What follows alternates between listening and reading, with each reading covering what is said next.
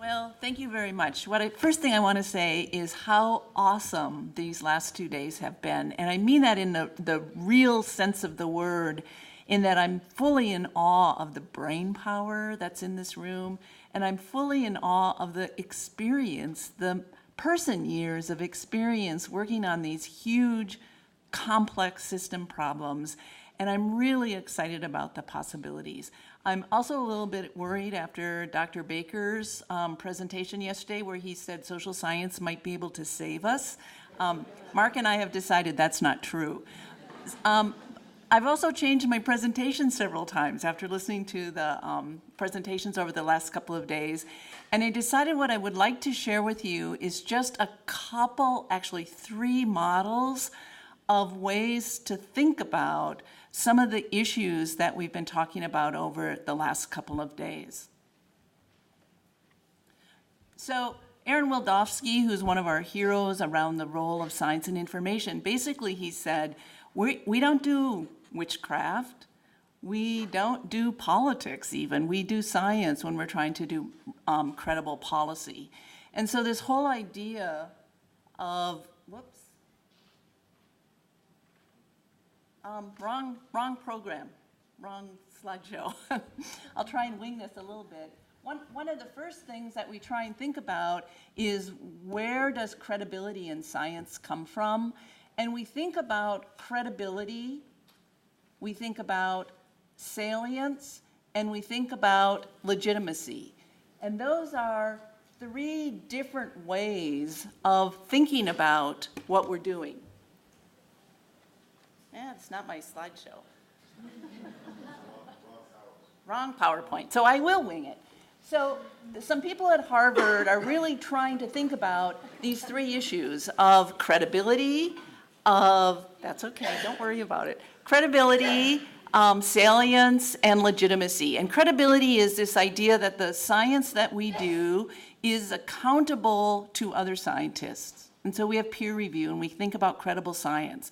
Saliency is sort of this idea that it's relevant and it's timely. And legitimacy is this idea that we think about the process that's being used to develop the knowledge is reflective of people's concerns. Now, the interesting thing in policy is that those 3 variables, credibility, saliency, and legitimacy, are often contradictory to each other. So we can do credible science and it might not be very salient because it's not timely and it's not relevant. We can do legitimate science and it might not be credible. So there's this kind of trade-off between these ideas when we're working in these large systems where we have different interests. So we have these ideas of credibility, salience, and legitimacy. So the second thing that I wanted to talk to you about that's not on the slideshow is this idea of, let me see if I can find it. Not here. Okay. So the other thing I wanted to talk to you about is the idea of thinking about how people make decisions. And the psychologists have been doing research a long time on how people make decisions and what is considered when people are making decisions. Most of us who are scientists think that knowledge and information is really critical to decision makers. It's really not. It is really not important for most people who are making decisions. One of the biggest variables in decision making are the constraints that people have on the actions that they can take. And people are really aware of the constraints that they have to take. So I do a lot of work with climate scientists, and one of the worst things that individuals can do is get on a plane and fly to a conference, right? So what do climate scientists do? They fly all over the world over and over again. And yet when I ask them, why do you do that? You know it's bad. They know the science. They understand it. They'd say, I have to do it. It's my job. Those are the barriers. Those are the constraints. And so when we think about the role of science and the role of knowledge in changing people's behavior, what we have to understand is what we're really trying to do is help them find ways to change the constraints that they perceive on their behavior. So it's not giving them information to go out and do the right thing. That doesn't help most of us. What we have to have is information about how do we remove the constraints on our behavior. The other tool that I wanted to talk about is something that the anthropologists have been working on a long time. And it's called grid group theory, and I don't really know why it's called grid group theory, but the idea is that all of us have these very deep belief structures in us that come from somewhere that we're not quite sure where, because people and families have very different belief structures. And the belief structures are based on how much you believe the group is important versus the individual. And it's also based on how much you believe that there are external controls on your life versus you are personally responsible for your life. So you create this quadrant, a 2x2 quadrant, where people are either connected to the group and rules, or they're connected to individuals and no rules.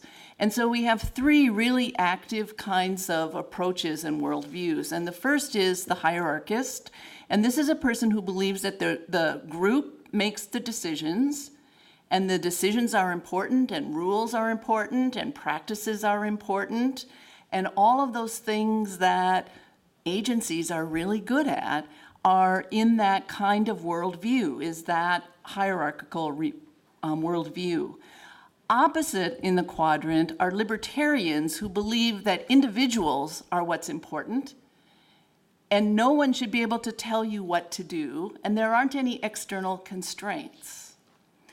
The other active quadrant are egalitarians who think that decisions should be made by consensus, that we're all good, that we're all well-meaning, and that the group is important, and it's really important to take everybody's beliefs into consideration. The last quadrant is one that's inactive, and it's the fatalist. And it's basically, I'm all by myself, nobody cares about me, there's no way to be connected to anything. Mostly fatalists don't participate. When they do, and they're in your department, they can be really, they're really difficult to work with. So Holling, an ecologist, got all interested in this finding, and the anthropologists have looked at this all over the world. So these four worldviews out there are everywhere in the world, and every one of us has an affinity to one of these perspectives. And it's interesting because the hierarchists and the libertarians work pretty well together. They can usually coexist. Neither of us can coexist with those egalitarians because it's all kumbaya all the time. And we're going to try and find a win-win solution every single time. And libertarians and hierarchists say, nah, that's not going to happen. So anyways, Holling, an ecologist, took a look at this and he thought this is really interesting. And so along with the anthropologist, the ecologist said, well, maybe this has something to do with the way we think about nature. And sure enough, it does. So for those egalitarians who are all about group process, they also believe that the environment is very fragile and it needs to be protected from human behavior at all cost, and everything that we do is a danger to the environment. So that's the worldview that they come into. I would say there are a lot of academic scientists who have this worldview, who are egalitarians and who feel nature is very fragile. Libertarians feel that the environment is very robust. There really isn't anything that humans can do to upset the environment. And if it does, we're all out of here anyway, so it doesn't matter.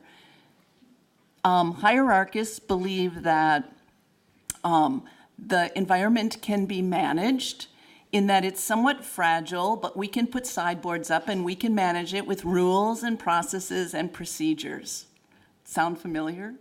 So we have these different worldviews and we all bring them, and we all work in organizations that are pretty amenable to the worldviews that we have. But what's interesting is when you come together in these large basins, it's interesting and important to realize that people are coming with these worldviews, the way they think about organizations, the way they think about decisions, the way they think about the environment. And these are very implicit biases that we all bring to the decisions and to the places that we work. And this is very robust research from the social science, and it's interesting to be able to think about when you go to find solutions. We used to be able to think about really elegant solutions, engineering solutions, or solutions where we would fix something forever and it would stay that way. Well, we know with complex systems that's not possible. And if you think about these different worldviews, you also know that's not possible, because everybody comes with a different expectation about what a good decision looks like.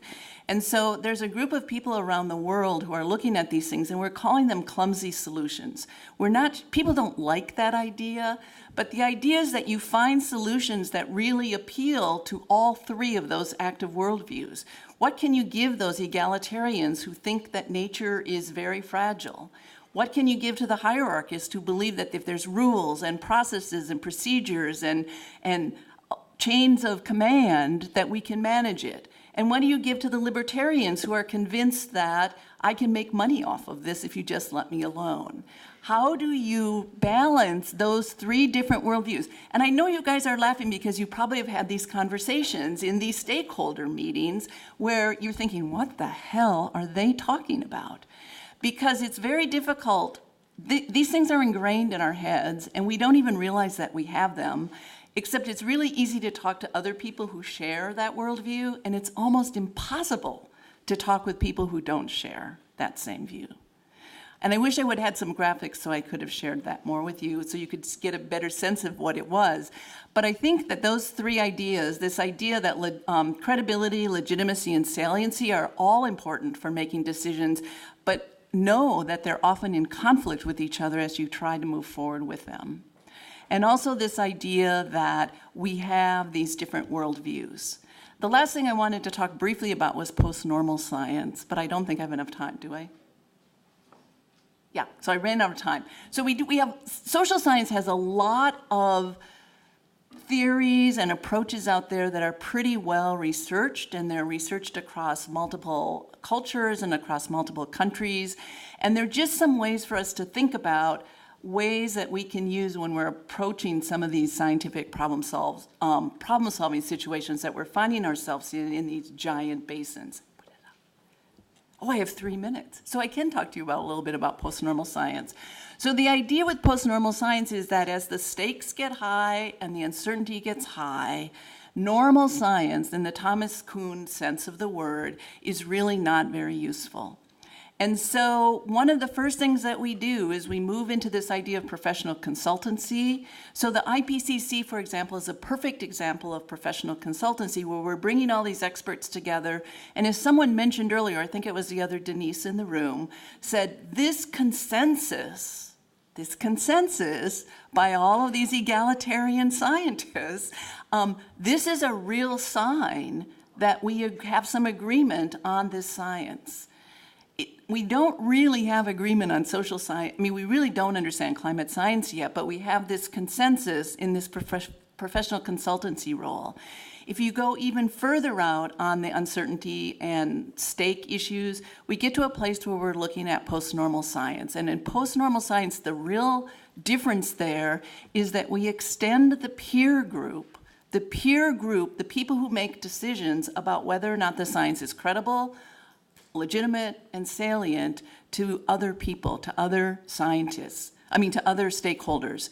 And there are a lot of different techniques for doing that, and one of this is this idea of co-production, but there are other strategies like consensus conferences, there's watershed councils, and each of them is kind of built on one of these different worldviews about how the world works, and so they're more or less amenable to different groups.